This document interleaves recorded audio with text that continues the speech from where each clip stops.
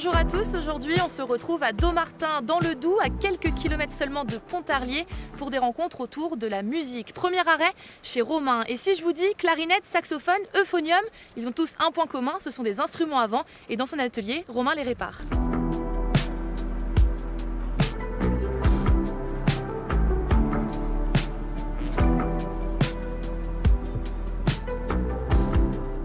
Bonjour Romain.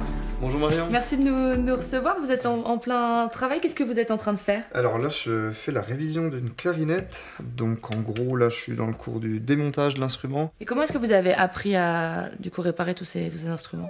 Par le biais de l'apprentissage, donc moi j'ai fait un apprentissage de 4 ans à Neuchâtel en Suisse, puis après je suis parti et je me suis mis à mon compte ici à Dommartin en 2019. Et comment ça a commencé? Pourquoi vous êtes tourné vers la réparation d'instruments et puis d'instruments à vent plus spécifiquement? Alors ça c'est mon histoire personnelle, c'est-à-dire que j'ai commencé quand j'avais 10 ans à faire de la musique en harmonie, comme ça se faisait beaucoup dans les petits villages, par l'euphonium, un petit tuba. Et puis en fait ça m'a beaucoup intéressé, bon, déjà de faire de la musique, je voulais toujours faire de la musique.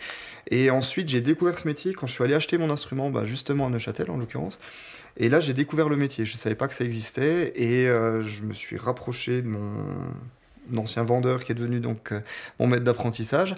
Et puis c'est là où j'ai commencé l'apprentissage, puis où j'ai vraiment encore plus mordu, c'est-à-dire que j'aimais déjà beaucoup ça avant et j'ai pas arrêté depuis 2011 du coup maintenant.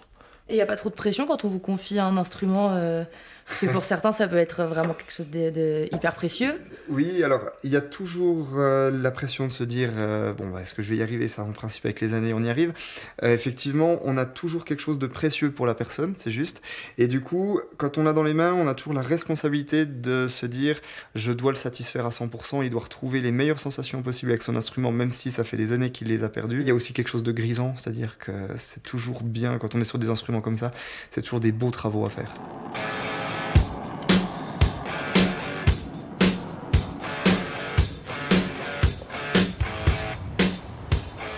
On continue notre exploration à Dommartin. Après la réparation d'instruments, je vais vous proposer de retomber un petit peu en enfance avec Étienne. Étienne, sa spécialité, ce sont les boîtes à musique.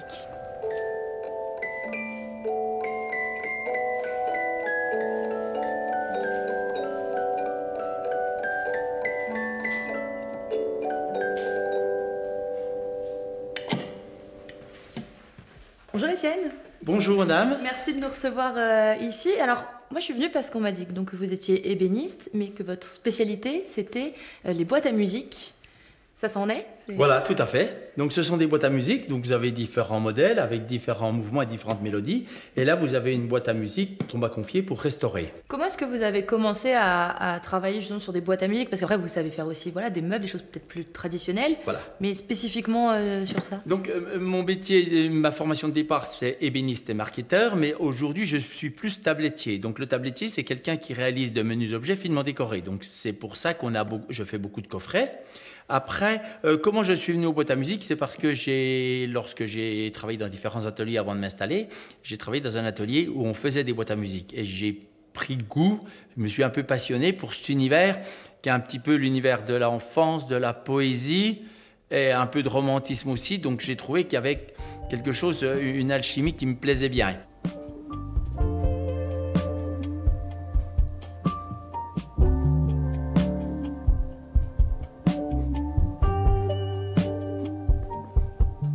Donc là, voilà, on est dans l'atelier de marqueterie. Donc la marqueterie, qu'est-ce que c'est? C'est donc là, un découpage, un assemblage de différentes essences de bois. Et comment est-ce que vous choisissez du coup les essences que vous allez utiliser pour chaque détail, chaque déco? Les essences de bois ont été choisies avec la cliente. Elle voulait donc dans des bois, donc là le chapeau dans des bois un peu jaunes. Donc là on a de l'amarello, du mauvingui, du buis. Voilà, et puis là, ça c'est une loupe d'amboine. Donc voilà les différentes essences de bois parce qu'on les a choisies ensemble. Et ça va vous demander combien de temps Là, c'est minutieux. Oui, c'est assez minutieux. Là, il faut à peu près 2h30, 3h pour faire une marqueterie comme ça. D'accord. Voilà. Ensuite, quelles étapes va y avoir avant de pouvoir l'intégrer à un coffret ou alors à l'objet? Une fois qu'elle sera terminée, une fois que l'ensemble des pièces sera remonté, je pourrai aller dans l'atelier d'ébénisterie, la coller. Donc je la collerai comme ça sur mon support. Donc là c'est un coffret, donc c'est pour faire un coffret pour ranger des thés. Hein. Et après je prendrai de l'eau chaude un petit peu et j'enlèverai mon papier. Et j'y couvrirai ma marqueterie. Mais du coup, là, vous la travaillez à l'envers. Je la travaille à l'envers pour que quand elle sera sur le support, elle soit à l'endroit. Voilà.